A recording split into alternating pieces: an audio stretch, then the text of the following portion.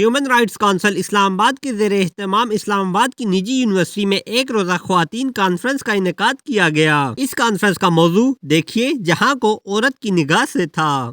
Programme کا مقصد خواتین کی انتخابی شرکت کو 5% سے بڑھا کر 25% تک بڑھانا تھا۔ کانفرنس میں آنے والے مرد و خواتین نے ہیومن رائٹ کے اس اقدام کو خوب سراہا۔ منتظمین نے کہا خواتین کا کردار ہمیشہ انمول رہا ہے۔ عورت نے ہر دور میں قوموں کو سنوارا ہے۔ عورت کبھی مریم، کبھی خوا، کبھی زہرا ٹھہری۔ اس موقع پر chairman human rights council Pakistan Jamshed Hussain نے سیاست میں خواتین کی نمائندگی کی اجلت پر زور دیا۔